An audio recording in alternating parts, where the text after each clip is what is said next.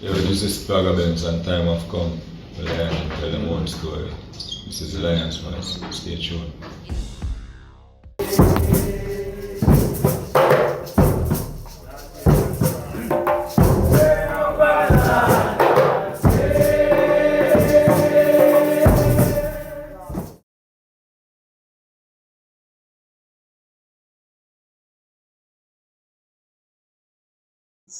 Of The the jazz match. yes, I Can I and I speak briefly about how the I is going to educate the people on February 3rd? Because yes, that's where the I is going to talk about the I's work. And I yes. remember when the I was writing this book, and you were so gracious, even before completing your project. You would share, snippets about things that you had found and that you would be sharing, and even, recommended some books outside based on your bibliography that you use. And so just tell the people, because I know people know the eye for this work, Yes. for bringing the community together, but you are an academic scholar in your own right. So just tell us exactly a little bit about the eye's first book. So this is a little preview because Rasess is going to interview I as part of the event. So this book is a labor of love.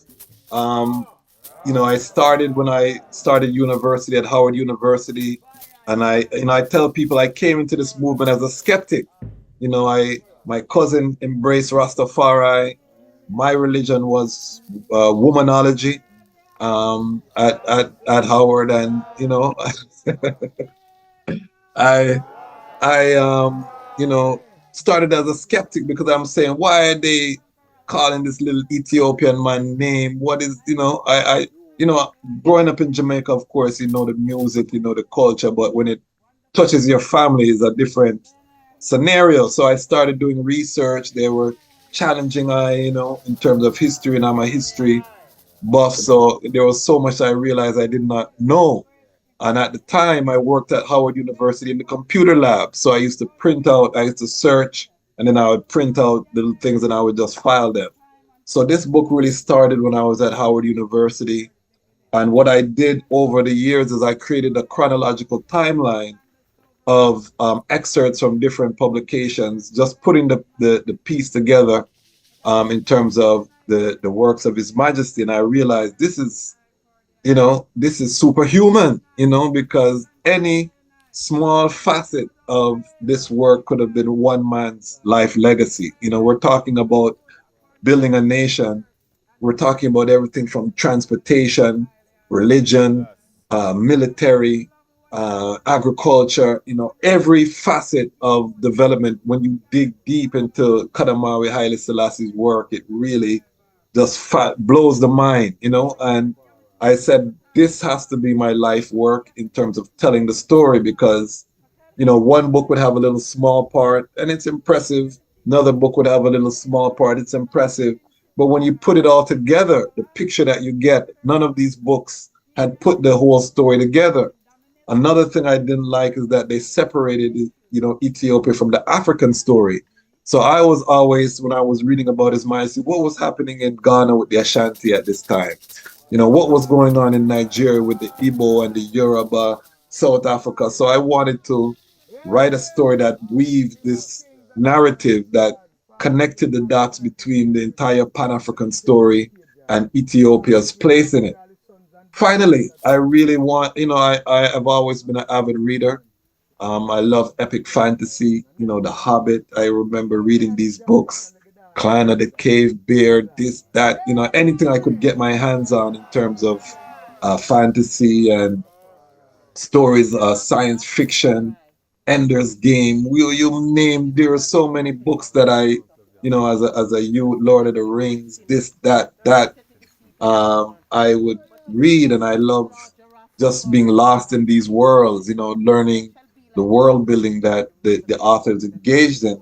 And as I was doing the research on Ethiopia, I realized Ethiopia and history had all of the same elements. When you talk about the kingdoms, the intrigue of this king against that king, the rise and fall, the war epic battles that took place, All of these things that we love about um, the fantasy genre. You would find them in Ethiopia, from warriors who train lions to bees, and there's all these fantastical things in the Ethiopian historical record.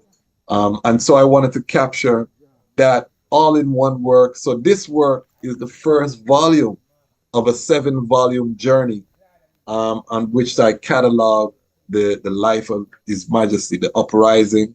This book only goes up until 1892, so it really is a book about 1 year, and is really just setting the stage of the birth of the Majesty. Is written, um, you know, at times in through the perspective of Ras McConnell, um, and it really seeks to just put you in the place, put you in that time machine to kind of look at what was happening in Ethiopia, at the coming of the birth of this baby boy, the implications, how Ethiopia was surrounded. The second chapter, we talk about the Berlin Conference. You get transported to Berlin, because I felt it was important to see the dark clouds that were looming. When we say the government shall be upon his shoulder, it was not a joke, because literally, he was, if his reign had not been successful, Ethiopia's 3,000 plus year history of independence would have been sunken and joined in the history of a defeated continent. Literally, black people would have been defeated all over the planet. However, there was one man standing in the tide. And, I wanted to tell the story of that man, His Imperial Majesty Emperor Haile Selassie the First. And also, I kept in mind, I want to create content from this series. So I will be creating an animated feature. That's one of the things I want to do with this network, as we build it, is really be able to create content around I story, I history, from animated features to live action features about the Majesty, about Ethiopia. So this is kind of the context, the foundation work that will allow us to adapt this story into other formats as well. So we're going to talk about, the different chapters. We have a chapter about about sistering. We talk about Wallo, we talk about Empress Title, we talk about the birth of Empress Menen, we talk about so many compelling women played a role in Ethiopian history. They're all in the book. We talk about some of the intrigue. The title is The Rise of the Priestly Warrior Kings. And that's because we noticed the phenomenon of Ethiopian leadership that could have easily been high priests, in terms of their knowledge base.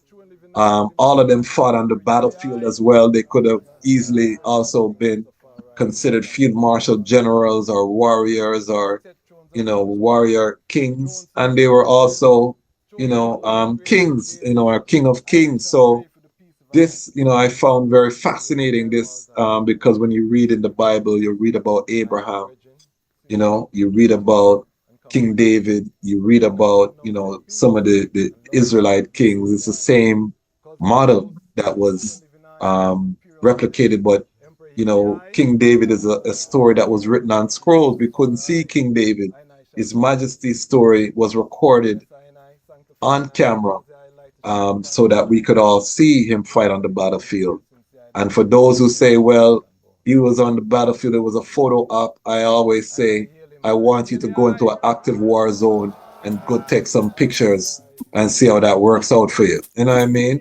If that's how you feel about it. You know what I mean? Go into an active war zone, when shot of fire and tanks and bombs are dropping.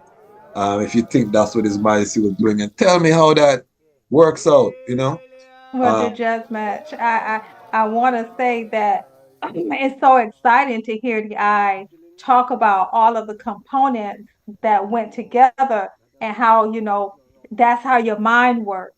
You know what I'm saying? You amass all of this information, and then you were able to succinctly put it together, right? To synergize this narrative that you wanted to tell, from a Rastafari perspective, from a historical perspective.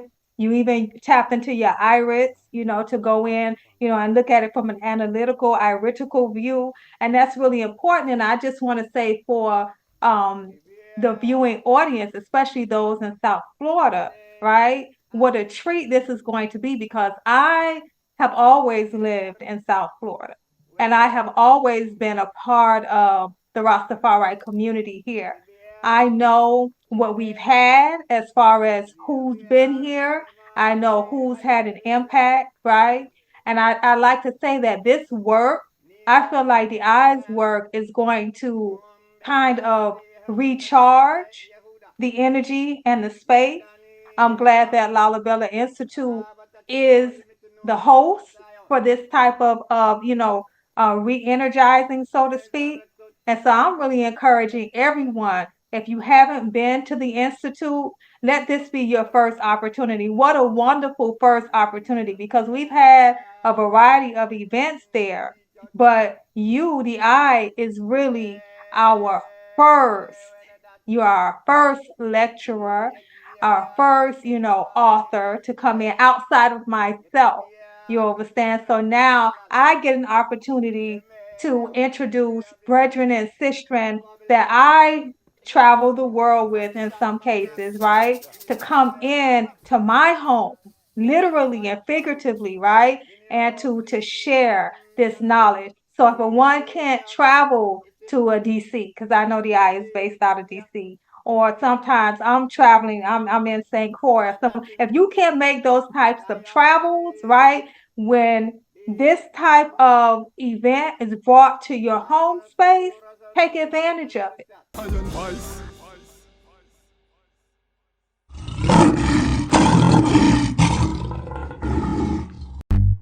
Yeah. Well, Haile Selassie the first is the Almighty, and this is the Dejazmatch Kwasi. Well, let's face it, the situation on earth shows us that we have to return to the basics. The relationship between the man and the woman, tell me what else going to replace it. Well, enough of them get a chance at true love and waste it. If there's a chance for love, then let us make it. Well, then I've been waiting for the right time, that's why I'm always on the grind. I've been thinking about you at night time, black woman, you're always on my mind. I pray the Almighty make my light shine, so maybe one day you'll be mine. And together when our energies combine, we'll create life, we're so divine. Yo, I know life is never hopeless. I know that she know that he know. She noticed that he focus on how to be her man. See her in the dance, realize he need a plan. Eye contact, she look at him, he look back. He bust a two-step for show him soul intact. He start sweat, he dancing as he approach. She smile when she see him start dance close. She turn her back, then she wind down low. He follow like a whining pro. Her body show how she want things. We got them both smile when she start whine slow. Hey yo, then I've been waiting for the right time, that's why I'm always on the grind. I've been thinking about you at night time, black woman, you're always on my mind. I pray the Almighty make my light shine, so maybe one day you'll be mine. And together when our energies combine, we'll create life, we're so divine. Yo,